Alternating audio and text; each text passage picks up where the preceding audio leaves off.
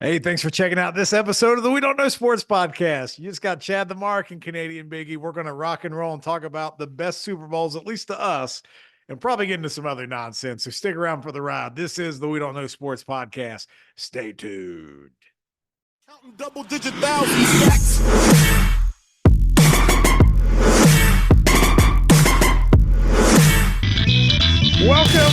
Welcome back to the We Don't Know Sports podcast. We got a twosome for you as Mongo is dealing with sick kids and Mr. Brown died. He's coming back resurrected as a new character eventually, but it's just me and Canadian Biggie, or is it just Big? I don't know.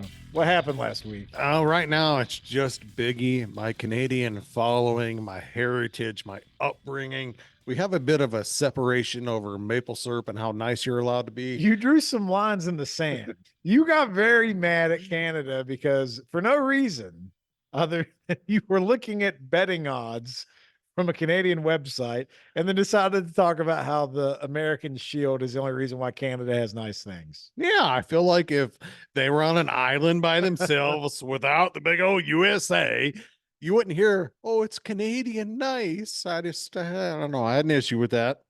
Plus, I didn't like the odds on their bet. It was Canadian-based site. Low. Your odds were on Taylor Swift and Kelsey getting married. Yeah. Or at least it was only like a 10-1. Yeah, it should be a lot higher than that. There's no way that's happening. No way it's happening. Did you hear Taylor selling one of her jets? I did not. You know, how nice is it to be able to sell one of your jets? Yeah. Here's the thing I will say about Taylor Swift. Yes, we're not going to talk about this all show. Probably. One of her jets, but for a person who's she's probably a billionaire. I don't know. She's close to it. Like the people who do her stage setup, her truck drivers, like she gives them $100,000 bonuses just for doing like she gives the wealth out to the normal person, which is appreciated. Did you see where some people were being like, yeah, you know who owns, I'm just going to ask you how they ask people, you know who owns all Taylor Swift's music, don't you? George Soros. Right. But that's like, when she became political. Well, that's when she started re-recording all her songs because she wanted to own it. So, like, don't give me the cabal conspiracy on Taylor Swift about that. You might be able to do it on other things, but not that. Speaking of things that are topical right now, we're talking about who owns that music. Who first signed Taylor Swift? I brought that up today with some buddies. It was rest in peace, Big Toby Keith. Yep. Machine Records. Yes. And Toby Keith, I'm starting to feel mortality, Biggie. He was 62 years old, but didn't he always seem like he was 10 foot tall and bulletproof? He did. He did it at 62 with stomach cancer. I still felt like he was 45, getting ready to retire from the Army infantry. Like he was just that guy. He was a big Oklahoma boy. He tried to play in the NFL. I think he played at least semi-pro. But here's the thing about Toby Keith that I've always loved, whether you love his music or country music in general. His family was an Army family. Toby Keith had his pinky cut off because he was working in an oil field. He had an accident. So he could still like a Ronnie Lott thing. He could still play guitar without his pinky. Go look it up. That's pretty. He was a true Oklahoma oil field boy. There's a thing that's really funny, and this is only for OU fans or Boomer Sooner fans.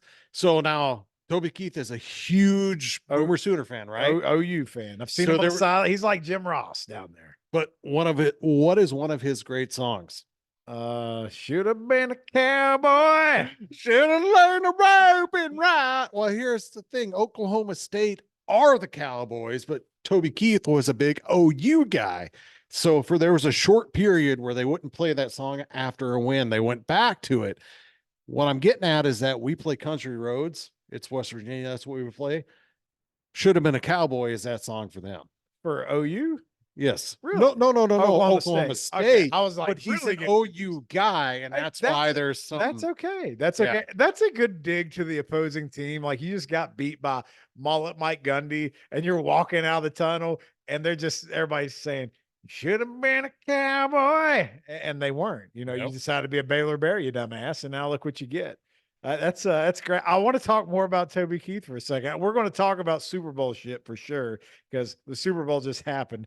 We're recording before the Super Bowl happened, but for everyone listening, the Super Bowl just happened last night. But Toby Keith, the songbook, it's it's very underrated, and I think everyone knows he's famous for those patriotic songs, and you know it was Well, he almost got backlash for, oh, he was only trying to capitalize on war. Which, right, like if Alan you Jackson know doing his the, background, where he's from, do your he was a patriot. Alan Jackson got in trouble for the same thing about Yep. the where were you?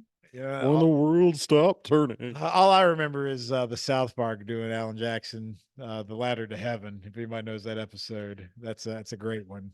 I've not seen that episode, but did you know that Alan Jackson, the first time he sang that song, "Where Were You When the World Stopped Turning," in front of people, was at the award show?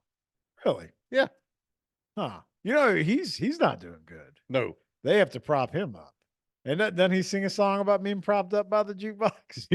Yes. But no, I mean, with all respect to Alan Jackson, one of the greatest country music performers of all time, he even though all he does is just stand up there with a guitar. Sometimes if you're good, that's all you need to do. But I've heard they kind of like It worked for George Strait. they got to like prop him up like with a device or something. Yeah. because he can't really stand on his own very long. Yeah. Yeah, he's got some That's sad. major health issues. But he's got to be over 62. He's got to be older than Toby Keith. Yeah, he is. So, do you have some favorite Toby Keith songs? I love "Beer from My Horses" with Willie Nelson. The video is great. Yep. Toby Keith never forgot the art of the music video. That was a good one. Of course, the patriotic songs like "American Soldier." We'll put a boot in your ass. Yeah, that's great. The ones I love this bar. That's great. Mhm. The video for that's So amazing. my two favorites outside of what we just talked about are "Being a Man Who's Now 42." What do you think I'm going for? How do you like me now? I don't know. What is it? No, that Red was Red one. Solo Cup. You No, happy with that? no. How Do You Like Me Now was one, because it reminds me of high school. And those people thought they were better than you. And the other one is "I Ain't As Good As I Once Was, but I'm I'm as good good once as as I ever was." And everyone just quit listening after we sang Toby Keith songs for 20 minutes. Holy shit. Let's bring it back. I don't know if I want to. That was amazing. I forgot how many good songs he has. And I don't care what anybody says. Red Solo Cup, it got a little out of control for like a year. But if I hear it now, I'm probably going through the whole song if I'm in a good mood. Yep. Is it true that the solo cups have measurements on it, or is that just bullshit? No, people that's put on? true. It is. Yeah. Okay. That makes sense. But, it's like one of those things. What the ridges are for. It's like I didn't learn that until I learned that, Taylor Swift was signed by Toby Keith, I guess.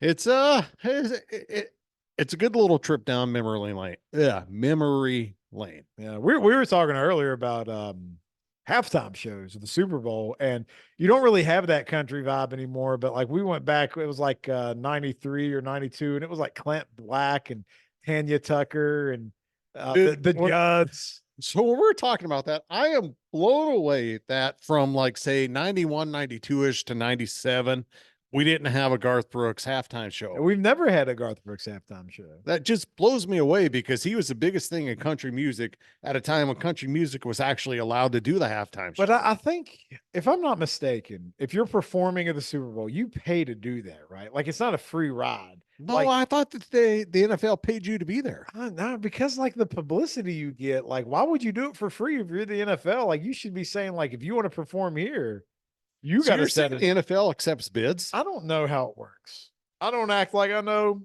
But I feel like I've heard stories. I don't know. We need to fact check that one for sure. Yeah. But I am not entirely sure. But if you were Garth Brooks in the 90s, if that's the case, you don't need the Super Bowl. No. I remember when he came to Charleston and did 4 sold out shows, and I went to the first one, but he lip synced on the last 2. But the last 2 were the first ones that went on sale. So everybody had to wait in the line and buy those tickets. They got the weekend show.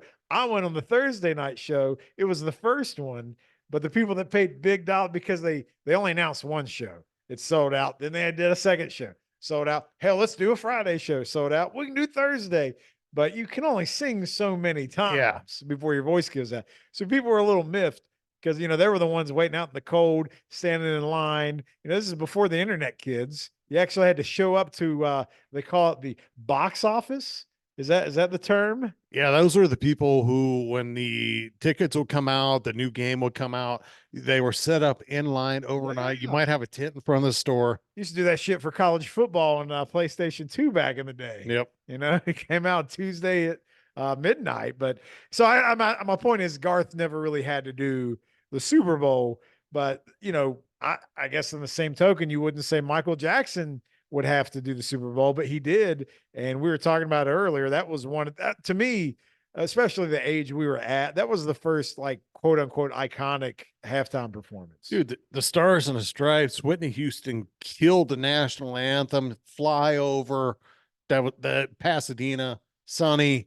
Amazing. It was good. And you had the little Michael Jackson clones popping out of the four corners because you didn't really have the big jumbotrons. It's so weird to go back and watch old games and they don't have these massive screens. It's just fans. Yeah. Yeah. It's much more authentic feeling when you look at something from the 80s, 90s, early 2000s than you get from the last 10 years. It's like, I love wrestling, man. And you see wrestling shows and everybody used to have posters and signs and all that. Now everybody just has their phone. Yeah. And Well, that was the greatest part of the I know. Attitude Era, late 90s, early 2000s, were the signs. it was great. My favorite wrestling sign of all time was someone had a sign that said, Bill Goldberg eats corn on the cob the long way. And they were in the front row, so it was very evident. But back to the Super Bowl halftime performances. So, do you have a favorite? Is there one, or do you have a hated one? Do we want to talk about the elephant in the room? Do we want to talk about Tittygate?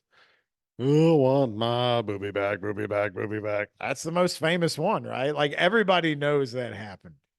See, that one, it sticks out there. Everyone knows it happened. To me, my favorite halftime show, nostalgia. I'm in my early 40s. A couple years ago in LA, Eminem, Snoop, Dre, Mary J. Blige, 50 Cent. 50 Cent. That was 50 Cent. He was like a $2 bill on that day. Is he fat or jacked? He was upside down, and I couldn't do that. So I'll say he's jacked, but I don't know. I thought he was fat. You remember he did a movie and lost a bunch of weight and got he didn't even look like himself. I wonder if he just lost all his fat and he either came back and got fat or he just learned he got on the trend and just got jacked. I don't know because he was upside down. I couldn't really tell. I'm going to give him credit for being jacked because I always felt like P. Diddy was very feminine and 50 Cent told us he was very feminine. And now through the years, we've learned 50 Cent was right. So 50 Cent was jacked and not fat. I'll go with that. I don't want to say anything that he doesn't want me to say anyway. So I'll say whatever he says. Gotcha. But that was a good one. I don't know if I put that in the top, but I think that was the one I was probably the most excited for. You know what I mean? Like the anticipation, and it kind of lived up to it.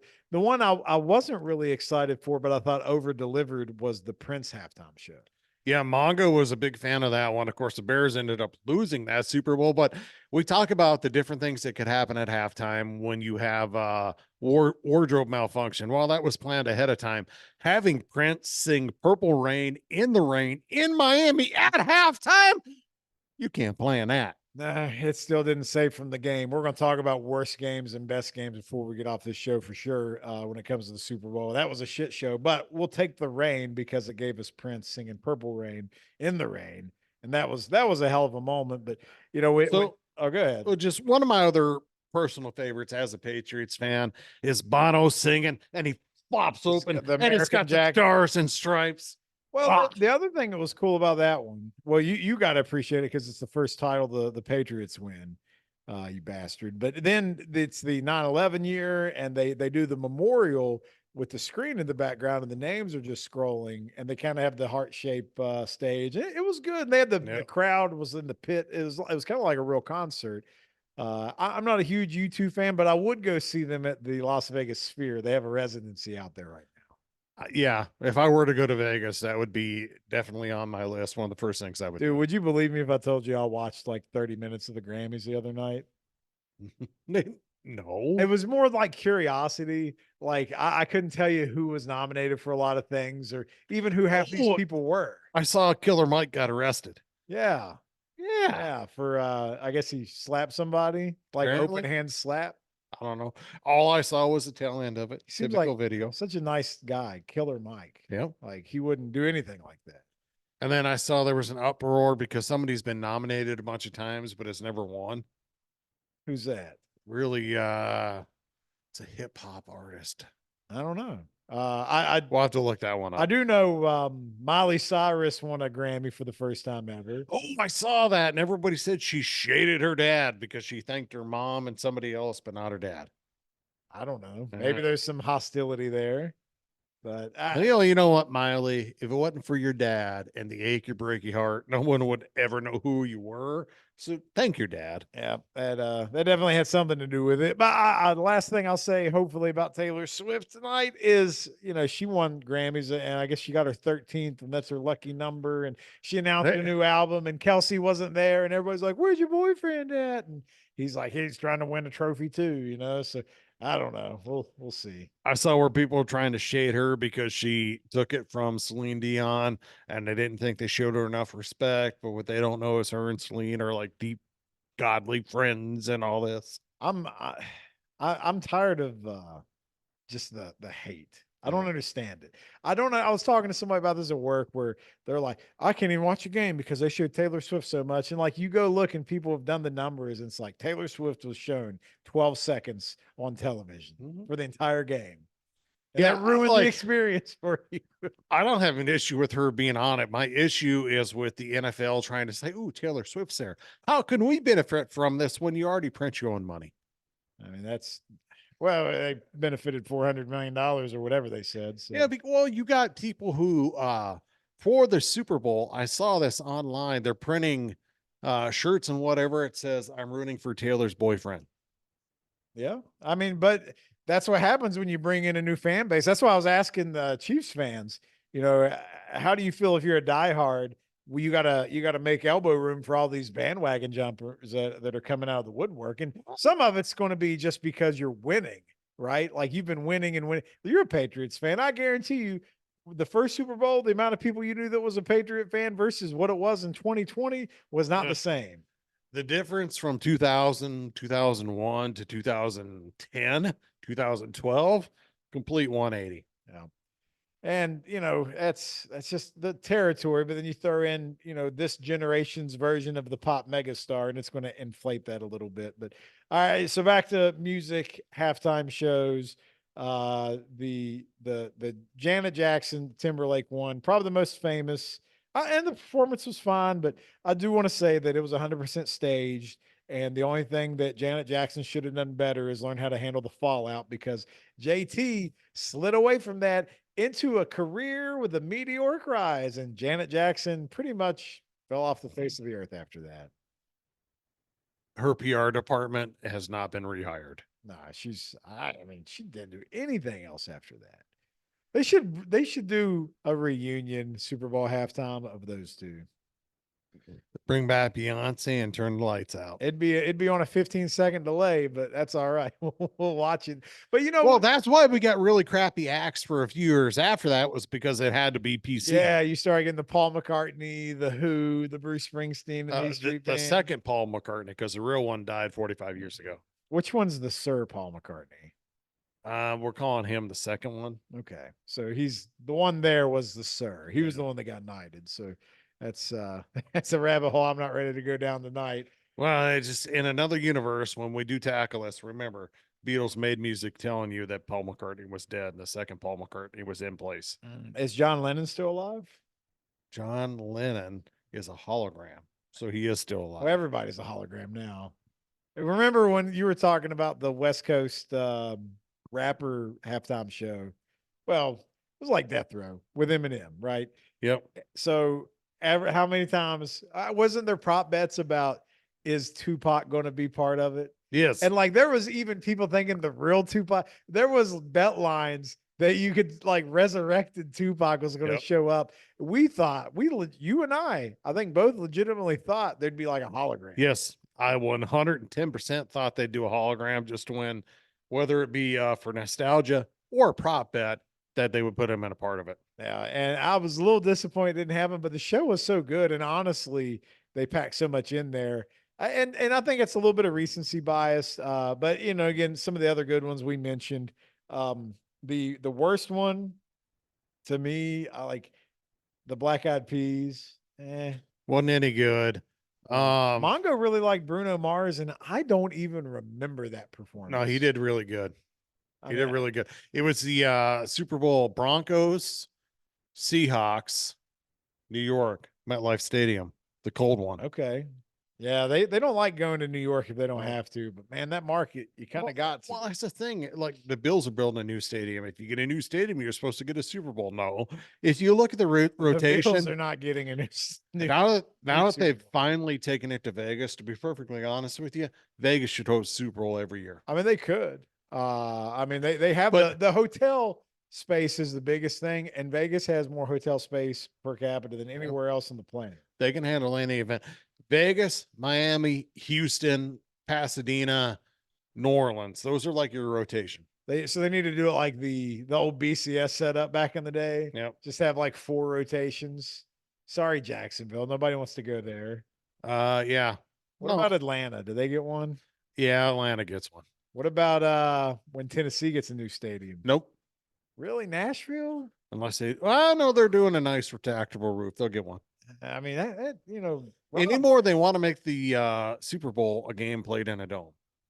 yeah, I mean, well, we're seeing all the issues that came out, you know, during the practice week about the field conditions, and you know, one of them's like in standing water, and the other one's an indoor practice facility that's beautiful. So, you know, you got to fix that problem if you're going to keep it in Vegas, or is that just the Raiders being salty with the Chiefs? You give Mark Davis a chance, he's going to screw his competition.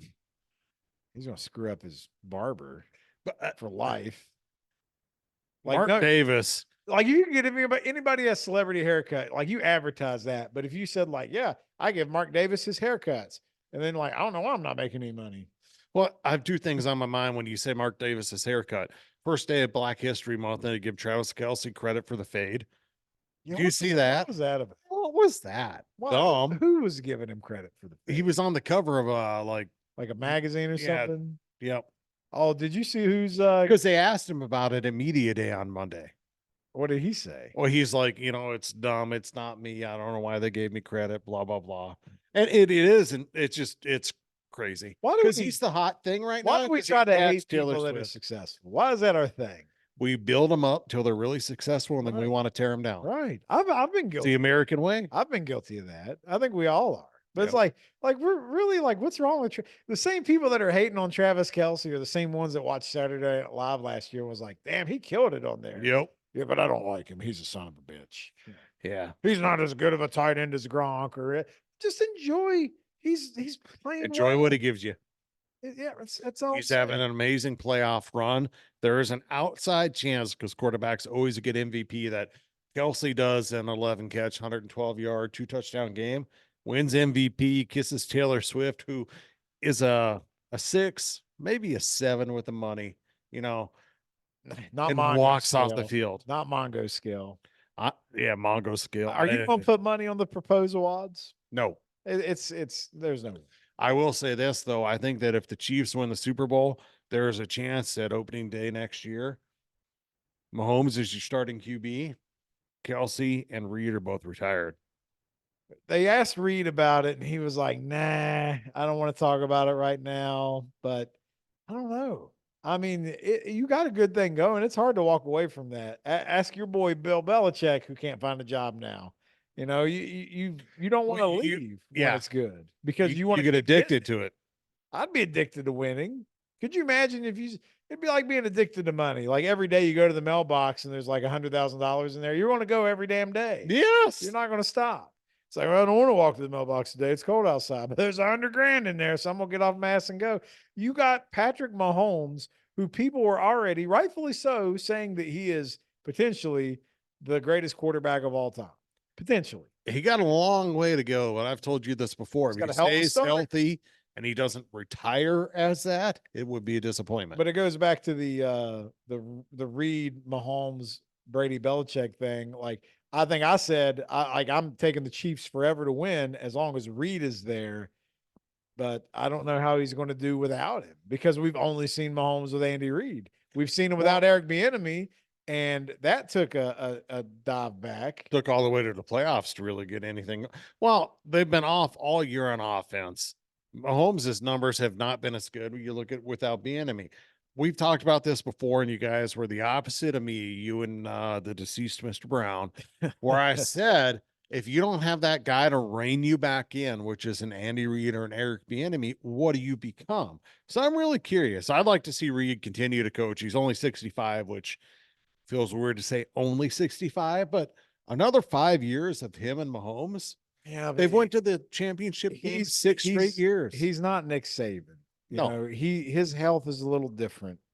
And he is the guy that's don't mind if I do at any buffet, right? Like that's Andy Reid. And it's funny and we laugh about it. He's had a lot of issues in his family too. One son passed away, one son got in legal trouble. Yeah, man. I forgot all about that stuff. It's like him and Tony Dungy there for a minute. It was just sad stories all the way around. Yeah. Those are dark days. But I like Andy Reid. I don't know how anybody could not like him. No. And we don't know if the Chiefs are winning the Super Bowl or not, but I think it's safe to expect as long as Reid's there, they're going to be in the conversation until they're not. But the one thing I wanted to ask you, because I know this publication laid off a bunch of people left and right. Did you see who's in the SI swimsuit issue coming out this month? I have not. Brittany Mahomes. No way. Is that going to move the needle for Sports Illustrated? It might, just because she's attached to Patrick and she is a pretty lady. I mean, why not? Well, she got a nice body. People are going to hate her for this. You know what I mean? It's like, she just wants attention. Yeah. But like, people are asking her to do it. It's not like she's picking up the phone like, Sports Illustrated, let me in. Well, I'm sure what happened. Like I watched the Netflix deal with the quarterbacks, and that's such a. I guarantee the offer came in. She looked at it. She talked to Patrick, and he's like, "You know what, baby, go for it. You're beautiful. Go for it." We hate on this girl who was high school sweetheart with Patrick Mahomes, who looked like he was 12 when he was 18. Yeah, and has been with him every step of the way. And people were legit like, "I hate that bitch." It's What's wrong with us? She supported him. You can hate the brother. You can hate the brother. Days when his biggest and best opportunity was go to Texas Tech. It's not like he was getting recruited to the top program in the country. And now that he's made it and he's the league MVP and he has stayed loyal to the woman who he first loved, we hate her. She's a bitch. Yeah, I know. Look at her. Like, how dare her and Taylor have a handshake? That's the American dream right there. Yeah. I can't knock him for that. Now, if you want to talk about Senior and his DUIs and bitch, I'm gonna tell you what. If you put me in a booth with Brittany, Taylor, and Jackson, I'd drink and drive on the way home too. You're damn right.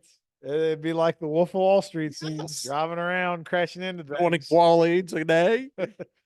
The lose. It's I don't know.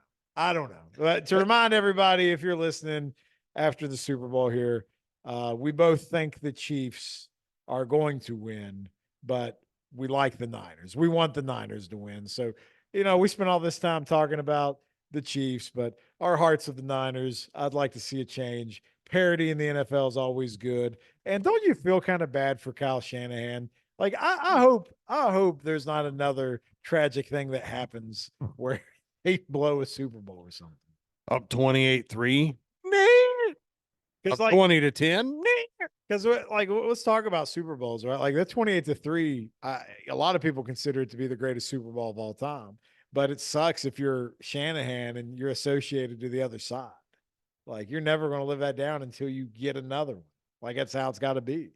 Well, that's the thing too. Well, Dan Quinn on the other side of it too, blowing the 28-3 lead. But I just want to say one thing before we move on from talking about this game. It's 28-12. Dante Hightower, same guy who one arm stopped Marshawn Lynch at the 2-yard line, is the reason that game was possible for the Patriots to make comeback. Down 28-12, flows through. Who was the Falcons running back at that time? They were 24. Freeman. It was Dante Yeah. Freeman, Uh, Devontae Freeman. Devontae Freeman.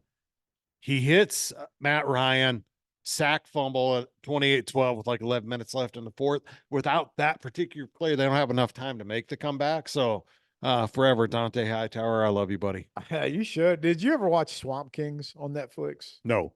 He's got a nice presence in that Florida locker room. But I will say that game when the second half started and the Falcons just went 3-and-out, 3-and-out, three. I was like, this is bad. Because if you're not getting a first down and you got Tom Brady on the other side, God help you, man. You got to keep him off the field. Like you don't have to score, but can you at least take 5 minutes off the clock? Here's the thing, because of the fact Brady threw the pick six, the long halftime, the Patriots got the ball to start the second half. The Falcons had in real time, it was like 37 minutes between actually playing offense. Yep. Or 30 or 42 or something like that. And the other crazy thing about that is that down 28-3, how many teams would have just folded? That's why Tom Brady's a GOAT right there. Well, I told you that's when I came around and I was like, I accept it. Yeah. Because at that point, if you're arguing it, you're just, I know this is an overused word, but you're just a hater. Yep. You have there's no factual evidence to the reason why. It's just it's like we talked about earlier. You're mad at winning. I don't like it when people win. I don't like it when people are successful. Now, you don't have to be their biggest fan and go buy their jersey and want their autograph, but just, Appreciate it. That's all. Respect it. A couple games that I like to talk about when it comes to the Super Bowl. That game is also probably the difference between Matt Ryan making it to the Hall of Fame and not making it. Even with an MVP? Because he's on the borderline. Even with an MVP? That was his MVP season. If he finishes it, they win the Super Bowl. So he's a league MVP, a Super Bowl MVP. I think he probably makes the Hall of Fame. So you don't think he's in? No. It's so hard to look at current players in the Hall of Fame because so many things have changed, like stats and whatnot. Like it just revolves every year into like a new norm. You listen to Dion, and he talks about this Super Bowl week every year, media row, everybody has him on. And he said, it's become the Hall of Good. I mean, they're letting a lot of guys in that shouldn't be there. They always put 4 people in, right? Yep. Like no matter what, it's what it seems like. Yeah. Where baseball, for example, basketball is a lot like football, right? They just put anybody in. Yes. Like, oh, you averaged 18 and 11. You never won a title and you had 2 All-Star games, whatever. You're a Hall of Famer. Yeah. I just know baseball, for as much as we hate sometimes, at least they can stick to some principles and be like, nope, we're only putting 2 bastards in. Sorry about your luck. Maybe next year you got 10 years, pal.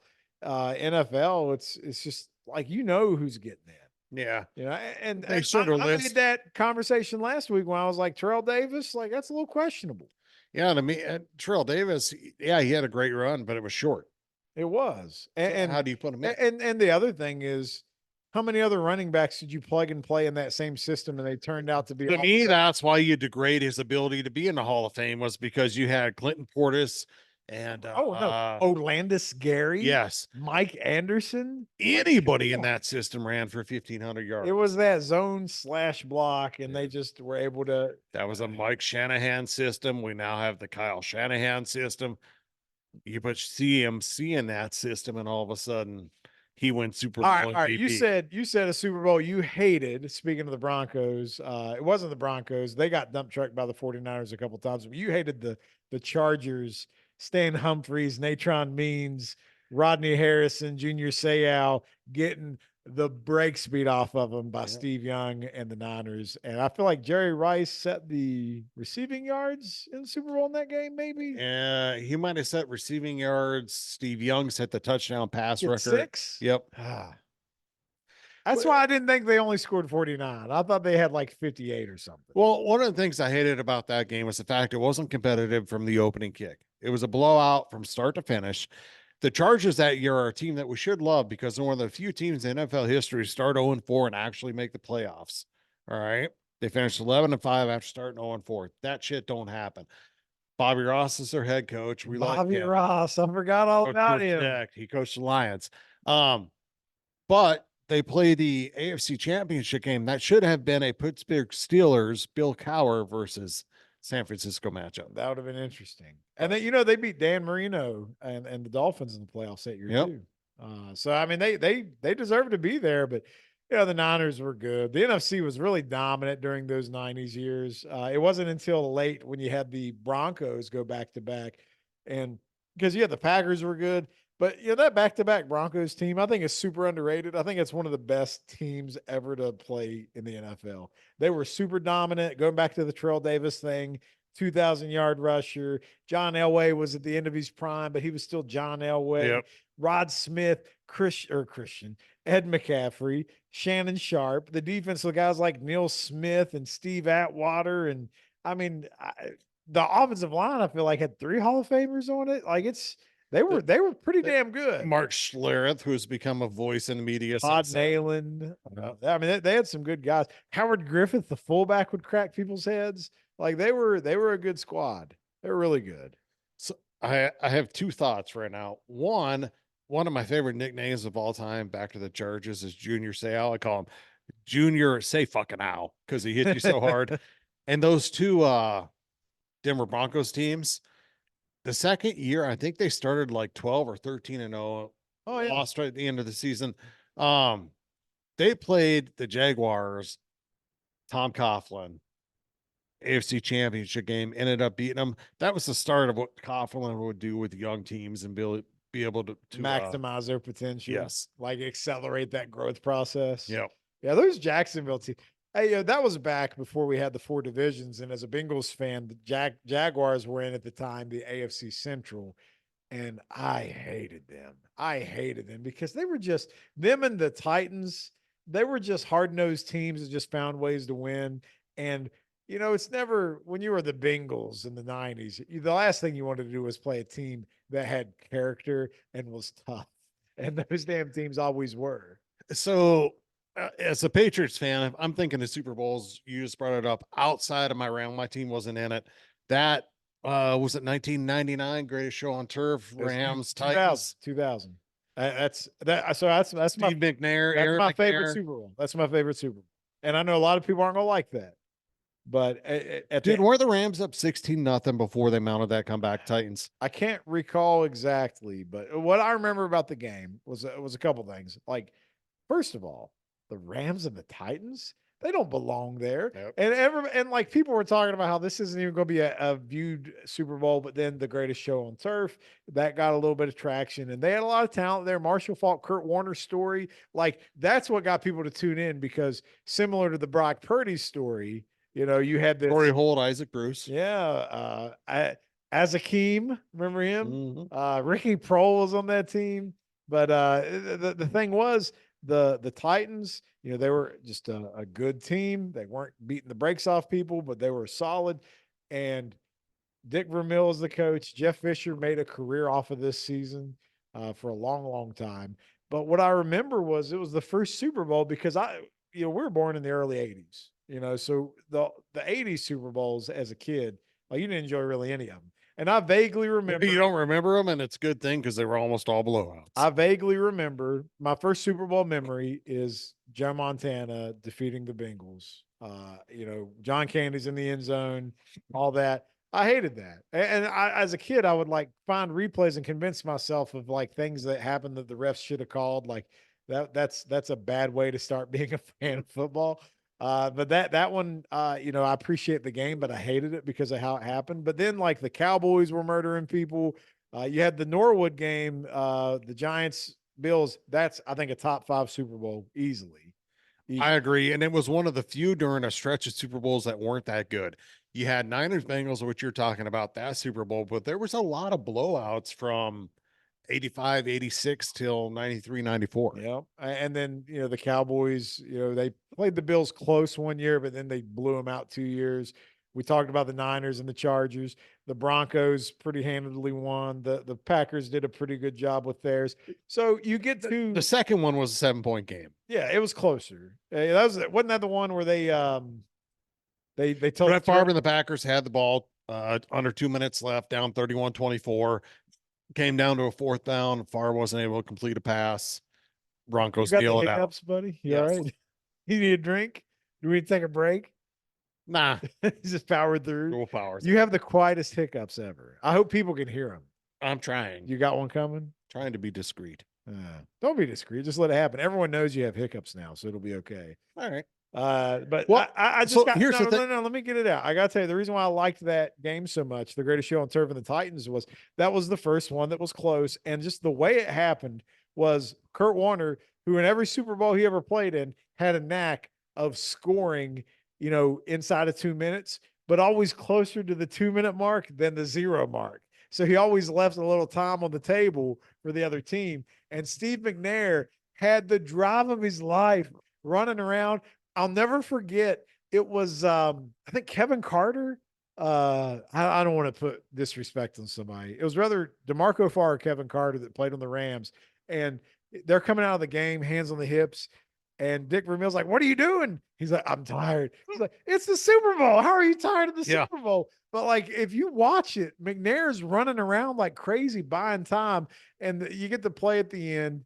The first drive was where Warner hit Isaac Bruce down the sideline, and they score. And then the Titans go on this drive to try to take the lead and win the game.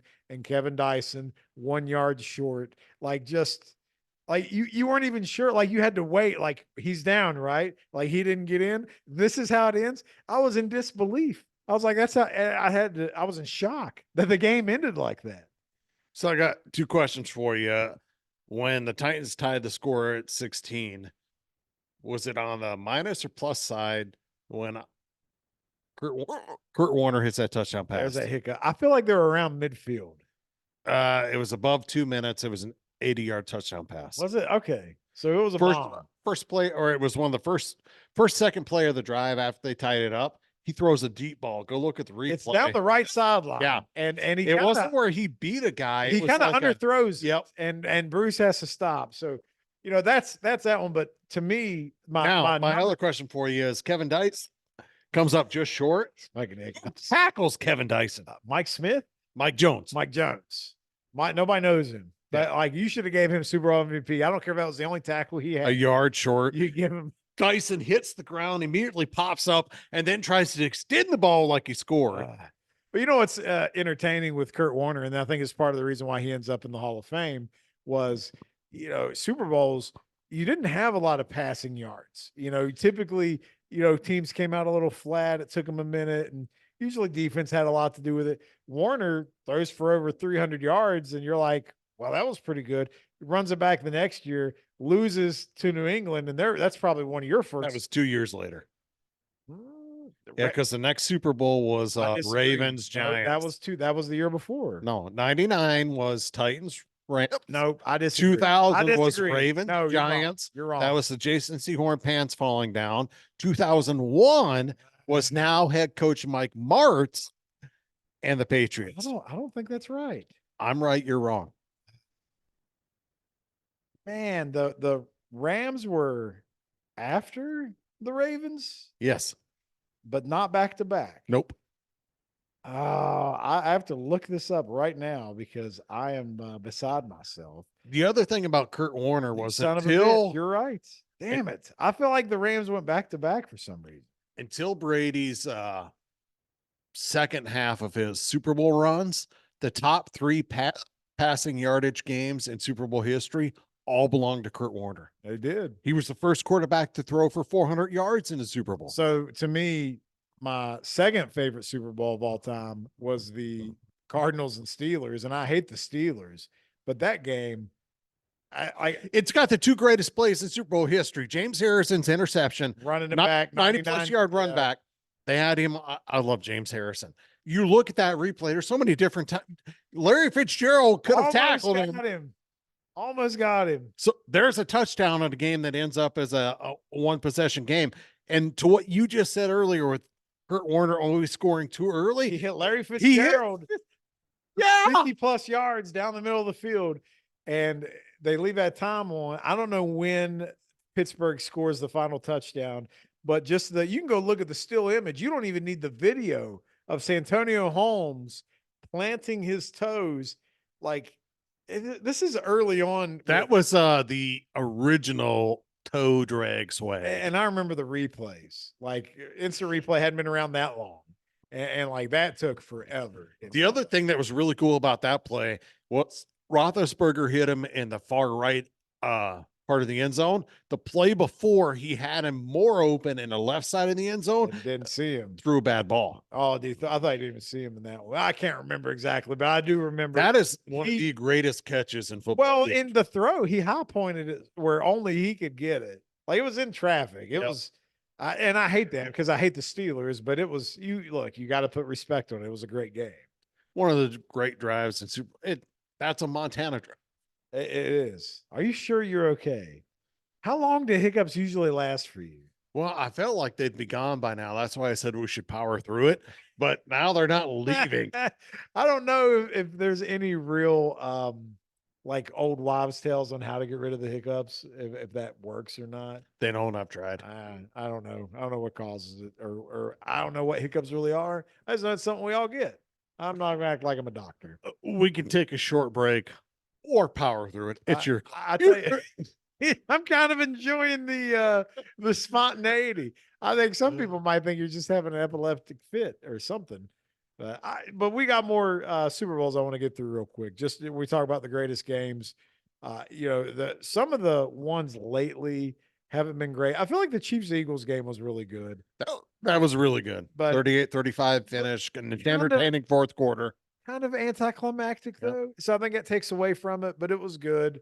Again, the Norwood miss, because what people forget is Scott Norwood was a really good kicker.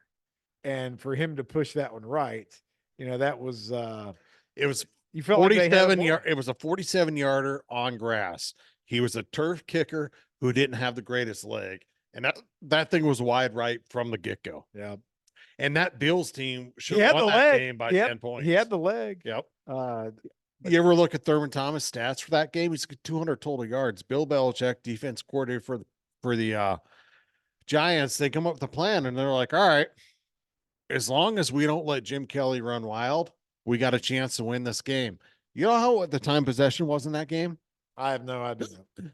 Giants possessed the ball for almost 42 minutes. Really? Yep.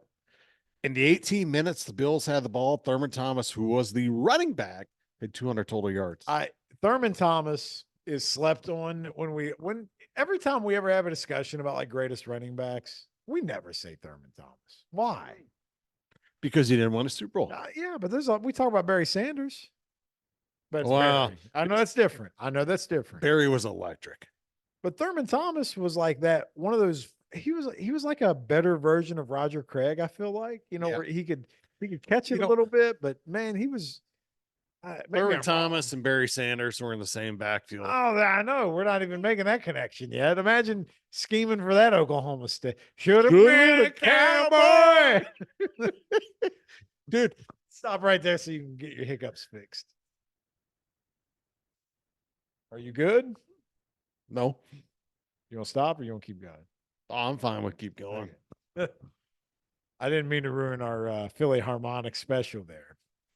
I'll clean it up. I feel like Thurman Thomas gets slept on in a really poor way because had they won one Super Bowl, I think that Thurman Thomas is remembered kind of like Marcus Allen is, but because they never did, he gets forgotten. He was one of the great receiving threats as a running back from the 80s and 90s. Guys today, Marshall Faulk, LaDainian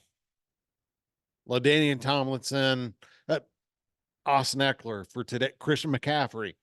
Thurman Thomas was that guy 30 years ago. I feel like we start to forget about some of these guys though, because now the way the game has evolved, it's nothing for a running back like CMC or Tony Pollard, even just these random guys that can catch the ball to the backfield, where before that was like you had a third down back. And I know you still kind of talk about Barry Sanders and Thurman Thomas sharing a backfield. Look at their careers in college and to the pros. Thomas was a runner and a receiver. Barry Sanders was a runner. Yeah. But if you hit Barry with a little screen sometimes, you never knew what he could do.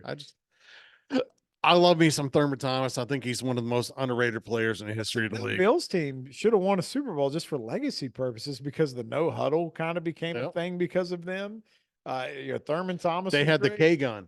Jim They Kelly. they did. But and Jim Kelly, what a journey that was to get to the NFL after playing in the USFL and all that. I don't know. I feel bad for the Bills, man. They're like the Lions. It's just it's sad stuff. But all right, what about other games you really liked? Any other ones that stand out that we haven't mentioned? Oh, well, I mean, we briefly touched on the 9/11 game with the Patriots, and that was when the dynasty started. to me, the That's got to be your favorite. yeah, it is. It it's should the, be. the That and birth, the 28 to birth of 3. Tom Brady. That and 28-3. 28-3 is my favorite game because I'm at my house. I invited Ryan, and at the time it was his girlfriend Lena. Then they got married later. They came over. They had wings. It was me, them, and the kids. Down 28-3, game never turned off. I'm watching every play. I'm into it. I got Tom Brady, motherfuckers. We got a chance. What about the Seattle one with New England? Because that was a hell of a game. So Seattle, New England, if I had to rank them, is the greatest Super Bowl in the history. You like that? You're putting that one up. Yeah. That's your mantle. You had that Seahawks Legion Boom defense was the best run on defense is 69 through 71 Purple People Eaters, Minnesota Vikings, as far as points allowed and yards. In that game, the biggest deficit in that game was 24-14 going to the fourth quarter. Tom Brady leads 2 touchdown drives against the best defense in 30 fucking years to take 28-24 lead. And then when that happens, what had happened in other games, miracle catches, the helmet catch. What happens? Down the sideline, deflected, up in the air. Oh my God, he caught it. Like that game had everything. You're getting choked up about it, or is that still the hiccup? That's still the hiccups. But for viewing pleasure, if I had to rate it, I would rate that as the best one. You had Brady, 4 touchdowns, 4 different receivers. Russell Wilson had a good game. Marshawn Lynch had a good game. You had 2 Hall of Fame coaches. You were playing the Seahawks, were defending Super Bowl champions. I feel like, to me, that game, viewable, rewatchable. The only thing I hate, I anytime people have a sports stake, and it's so matter of fact, just like they don't treat it as opinion. They just treat it as fact. And I know everybody says it was the dumbest thing to throw the ball when you have Marshawn Lynch, but you still had another down after that. Yep. Right. You're not anticipating turning it over. Right. You're thinking worst case it's incomplete because it's a slant. You're just firing it in there quick. And we'll talk about how that play kind of unraveled here in a second. But what happens if you're doing second guessing? What happens if you give it to Lynch and he fumbles on the 2-yard line? Then you're like, what, you ran him too hard, or you were relying too much on him. And the Seahawks had ran that play so effectively during the season. I think I saw the stat where they scored like 6 or 7 times on that exact play, so much to the point to where that play was on the radar for the Patriots. Yeah, Belichick knew what it was, and they practiced. There's video of this. There's video of him telling Malcolm Butler, when they line up and do this, and this guy goes in motion, whatever he says, that this is the play they're running, and you need to just jump the route. Yeah, you got to hit it and become the receiver. Yep. And my God, like that's exactly what happened. So is it really just the worst play call in NFL history, or did Belichick just outmaneuver Carroll with coaching? He's outmaneuvered. Here's the reason why. Other than that play call, there's over 50 seconds left after Marshawn Lynch gets tackled. I'm sorry for the hiccups. It just is what it is. It's part of the show now. I thought they would have went away. Otherwise, I'd have said take a break. I don't know. World record for longest hiccup. No, we're about to pass it. Guinness. Man. How does a beer company create world records? What I was going to say is that sorry, Belichick looks at the other sideline and he can tell that Seattle's confused with what they're going to do. So rather than call a timeout, which you normally do in that situation, make sure you have time. He's like, they're not quite sure what they're doing. Let's see what they bring out. We're ready. They were more ready than they were. Yeah. And that's what happened. All right. They go big and it's go Malcolm go. We run goal line with 3 DBs. And then you can see Brandon Browner tell Malcolm before the play, as soon as they line up, he's doing one of these, and he shoots the gap, boom. They knew. That's good coach. That's why you get a week off. Oh, one of the other really cool things after that is that we were down on the 2-yard line, so you can't snap it and take a knee. You gotta try and sneak it. Oh, they were almost And Michael in the end zone. Michael Bennett shoots it hard, and him and Gronk get into almost near fist fight in the end zone I afterwards. remember that. Flags were flying everywhere. That gave him breathing room finally. But Yeah. what about old Super Bowls? Like it's easy for us to reminisce about late 80s, 90s and beyond. But we're discounting the first 25 Super Bowls essentially. So this is an old one, but I think that Steelers, Packers, Rodgers won Super Bowl is like 32-29. That's a really good game. That was the Rodgers, that's his shining moments. And I also really think that the 35-31 Steelers beat the Cowboys 35-31. 70s. With Staubach at quarterback. That's the game that's with Jackie Smith. That's the Lynn Swan catch game too, isn't it? Yeah. I mean, that's Jackie Smith, tight end for the Cowboys, wide open in the end zone. Staubach hits him in the gut. He kind of has to slide to catch, but hits him in the gut. He drops it. Yep. They lose 35-31.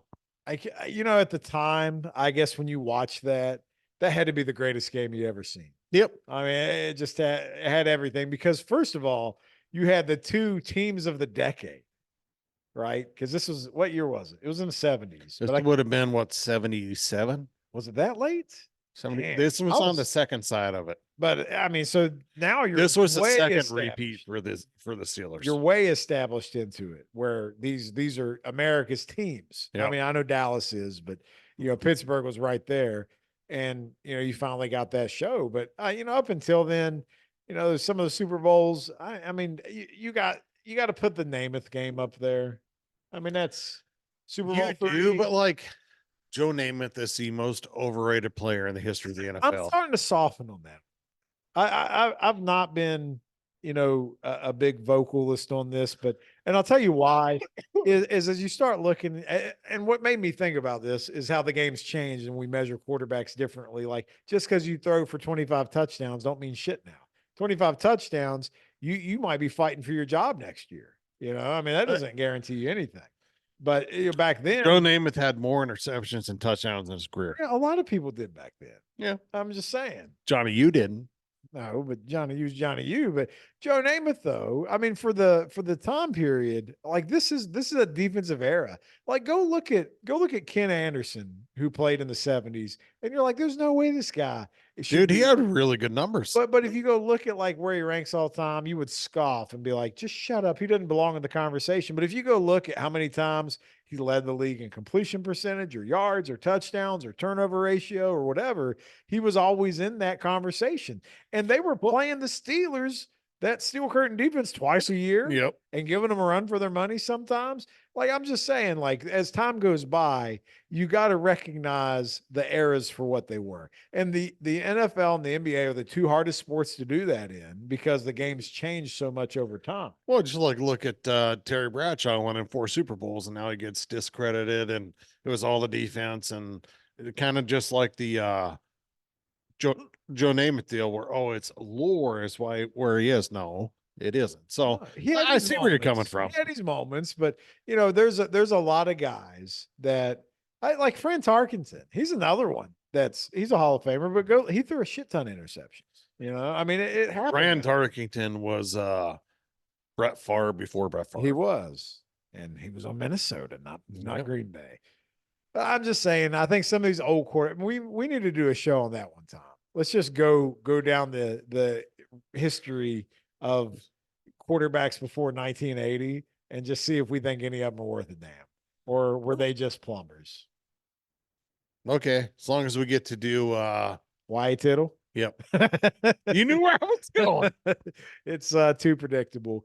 But I think this year's Super Bowl, I hope it was a good game. I hope the Niners are the champion by the time everybody's listening to this.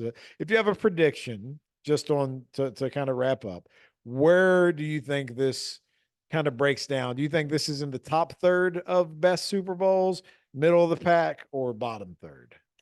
I'm going to say middle of the pack. I think it's going to be an ugly game. I don't know why. The Chiefs, people think Mahomes, it's been a defensive team all year. San Francisco has a good defense, hasn't always played great defense. They're going to rise up and start playing better. I think it's a low scoring affair. I would say the under. Now you're listening to this and it's probably like 63-40 or something. Watch it. The under is like 47.5. So 24-20, you got the under. In closing, let's wrap up with this because I don't think I got this out. I've maybe I said what my least favorite Super Bowl was. I've had a change of heart. I do have one I hate more than any other game, but I want to know if you have one that you just want to kind of railroad real quick before we wrap up. Well, I got two that come to mind. We already discussed this one, but Colts Bears. That's a terrible game. Chargers Niners. That's and then terrible. The other one that comes to mind for me is just being a completely horrible game is Broncos Seahawks. Yeah, that was bad. It was supposed to be this build up, and it's great defense, Panthers, great Broncos offense, was bad too around that same time. Yep. Now the game might have been okay, but to me, the Super Bowl I hate more than anything is the lights out game. Ravens Niners. I hated that because it was two different games. Yes, it was bullshit. The game was on hiatus so long because they couldn't figure out how to get the lights to work all of a sudden. And now everybody's wondering, like we joke all the time about, is the NFL fixed? Like when shit like that happens, you kind of think it is. And if I'm not mistaken, wasn't the Niners just cruising? Yep. And no, the Ravens were, and Niners made the comeback. Niners made the comeback. And what was it, a 37-minute delay or something like that? Yeah, and it was a brother Super Bowl, and there was a big thing because they talked about Beyonce doing a halftime show, flashing the Illuminati, and then all of a sudden the lights didn't work, and it was in New Orleans, and they've had Super Bowls there before, so how can the lights not work this time when they work fine every other time? It was ridiculous. Yep. And I hated that, like, you didn't really know who the better team was because you could have played that game 10 more times and you probably get way different outcomes because how many times are you going to have two halftimes? Yeah. That's stupid. Yeah. That was one of my memorable duds. I mean, when you're watching it, you know what it kind of reminded me of is when we had the DeMar Hamlin game. It was just like you never saw anything like that before. Yep. I'm just like, what the hell's happening? It's not nearly as traumatic for an individual, but watching that, I'm like, how is this your creme de la creme, your paragon of virtue of sporting events, and this is what you're going to do? You can't turn the lights on? Oh, come on. That's why they should have the game in Vegas every year. We're going to play it at daytime now, from now on. No more night games. They did that. They did that when it first started. Out west. Yeah. They play in Pasadena and the game started noon. Electricity costs money. Played at Wrigley Field. It'll be okay. Yeah. They didn't get night games to win. That one does bother me. 2015, I can't remember. It was something stupid. Oh, shit. So I have a question for you. Should the Monday after the Super Bowl be a national holiday? It's the single largest sporting event in our country yearly. I mean, New Year's Day is a holiday, but we don't really care about New Year's Day. We care about New Year's Eve. Yeah. So it's similar. Well, technically, the Super Bowl is not even a holiday. So can we start with just getting that as a holiday? Can we declare that football is the national sport? And can we go ahead and get some PTO for everybody, some paid time off? Yeah, Super Bowl Sunday is now a national holiday, which means you honor it on Monday, so we go back to work on Tuesday. It's almost on the level of Christmas. So first of all, everyone that's like doing their grocery shopping right now, God bless you. Like the most anxiety I've ever had being in a supermarket was at noon on Super Bowl Sunday a few years ago, and I was at a Wegmans. Shout out to Wegmans, amazing grocery chain in the Northeast. They actually send their deli people to France to learn about cheese. Did not know that. You do that for a $20 an hour deli person because you want them to be able to give you the right cheese. I like it. That's good shit, pal. But regardless, I was in there and there were so many people. It felt like 10 Black Fridays, and I've worked retail a long time. I know what Black Friday feels like. It never felt like that. And I just wanted to get out. I don't even remember what I bought. I didn't go in and get what I came for. I just grabbed whatever I could get and got out with my life, and I was happy. But I will never, ever, ever go shopping for anything at a grocery store on Super Bowl Sunday again. So Super Bowl Sunday shopping, were you Sinbad or Arnold? I was the guy getting trampled on by Sinbad and Arnold. Okay. Why you got their jingle all the way reference? I just saying that's the first place my mind went when you said that. Did you ever watch Sinbad in Shazam? Oh, Shaq. No, Man. that was Kazam. Oh, that was Kazam. Nope, I haven't seen it. No, you haven't seen it? Nope. You know what I'm talking about at all? I do. I do. What do Like, you know about I feel like I've seen the whole movie and I can't remember watching it. No, that's a lot of people. Yes. That's most people, actually. Nobody's actually seen it, but everyone thinks they have. It's just like Nickelback. Nobody listens, but somehow they're popular. We're going to listen to some Nickelback and play NBA Jam later. Do you have a favorite Nickelback song? Why don't we get them at the Super Bowl? But you know what? They're Canadian, so they're not coming because you done pissed off Canada. Well, then maple syrup. Did you see the picture I had of Drake hugging the moose? Yes. And I think of Drake in the layup line for Kentucky, and he can't make a he can't hit the rim. Hey, some people were born to be fans. Yep. Some people were born to be ballers. And he's gonna have to settle for the fan. But all right, man. Well, let's go do something else. I'm done doing a podcast. I hope everybody enjoys the Super Bowl. We appreciate all the support you guys have been giving us. Podcast listens are up. Social media's on fire right now. We're actually making some pretty good money. Maybe we'll get some better equipment. Maybe we can do some glamour shots. You know, Biggie's looking like Dan Campbell. Maybe we'll get him some hair transplants and have it, get the lettuce to match a little bit. You want to do that? Or can we just cure your hiccups for next show? If you've listened this long, I feel like the hiccups are now gone. Are they gone? We can end the show because the hiccups are officially gone. What was the cure for hiccups? I just outlasted them. They died before me. Perseverance is the cure for hiccups. All right, everybody. I hope you enjoyed the Super Bowl. We'll see you sometime later in the week. We're still looking for some great guests. We got some amazing guest lineups coming. We got former NFL cheerleaders that might have been in some Super Bowls. We have something about the Savannah Bananas on the horizon. We got are you going to Cincinnati with us for the game? I am not. You're not. So the formerly Mr. Brown, who's may or may not be still with us. We're going to Cincinnati, meeting a lot of big league ball players out there, sitting in the suite. That's going to be exciting. And I'm trying to think what else we got out there. I got to talk to this the one NFL player that was on Survivor that's coming on the show here in a few weeks. Oh, I think we got him at the end of the month. Wasn't he a former NFL quarterback? No, he was a lineman. He was a lineman. Okay. But it's not. If you're looking for Jay Cutler to come on the show, we do not have him booked yet.